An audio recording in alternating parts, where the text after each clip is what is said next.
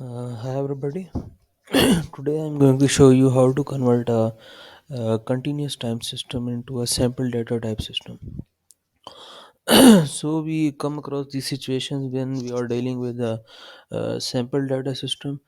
We need to convert in order to design controllers and other systems. We need to convert our continuous system into the sample data signal. So our continuous time signal is like this in state space. Today our whole discussion would be related to state space. So if you are looking for other methods in transfer function form or other methods like that, you can convert those into state space, then apply these methods. So our continuous time system is x dot equals to ax of t plus bu of t. uh, X of t are the states and u of t is the input. Similarly, y equals to cx plus du. So here I have written it in another form, dx over dt. This is x dot. This whole matrix is a. This is x plus b. This is u. Similarly, y equals to cx. So this matrix, this column vector is c. So I have written them separately, a, b, c. So first of all, we need to know what is our sample data system. So this is the difference equation of our sample data system. X into k plus 1 is equals to phi x of k plus gamma u of k. This is in our difference equation form. X of k are the same states but in sample data system, and u of k are the inputs, sampled inputs. We have to find this phi and gamma in order to convert our system into sample data system, from continuous time to sample data system. So we would see how we can calculate this phi and gamma, and after that we can convert our system into sample data form. So here I have written a, b, c separately.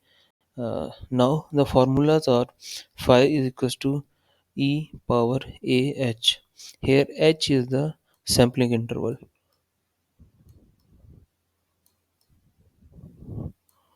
Excuse my writing. I'm writing by holding my mouse in hand, so I don't know. Sampling interval.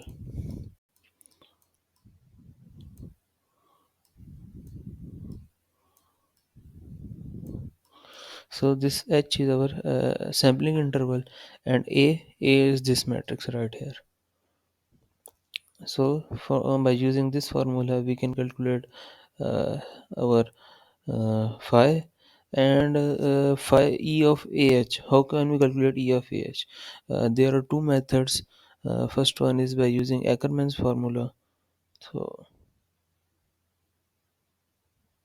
uh, e of ah is equal to Laplace inverse of si minus a whole inverse.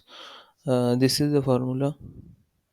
So uh, first we would calculate si minus a, then we can calculate Laplace inverse of the system.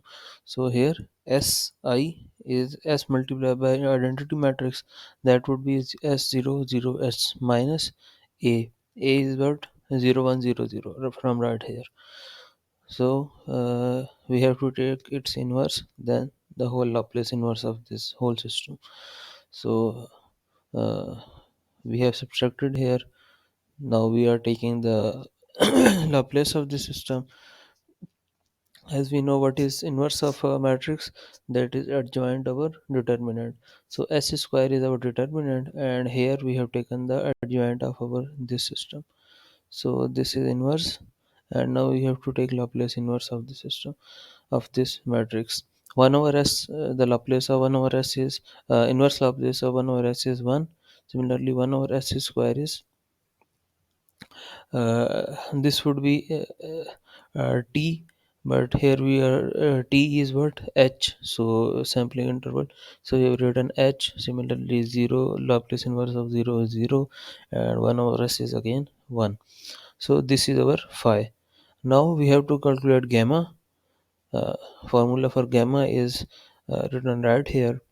So similarly, again, this is sampling interval, and uh, we are taking the integration from 0 to h, from 0 to sampling interval. So first we would calculate this thing. E of ah, we know it is equals to 1h 0 1. From right here, E of ah equals to 1h 0 1. Now we have to multiply it with b and then take its integral. So what is b? B is 0 1. We have converted the integral to each entry of the matrix. Now we will multiply, it comes out to be this. Now we have to take the integral. uh, Integral of h from 0 to h would be h square by 2, and we have the limit from 0 to h. Similarly, integration of 1 would be h. uh, so uh, this comes out to be h cube by 2 and h. And now we would put only just put these phi and gamma into our sample data system. uh, the equation was like we saw here. The equation was x into k plus 1 equals to phi x of k plus gamma u of k. So we are just plugging in phi and gamma that we found just above. So this is phi and this is gamma. So this should be cube, h cube by 2 and h u k of h. So the c stays the same as was in the continuous system. C does not change. By using this method, we can convert our continuous time system into the sample data form system. So I hope you understood this, and please let me know about your comments, suggestions, or anything that you want to convey to me in the comment section. Thanks a lot.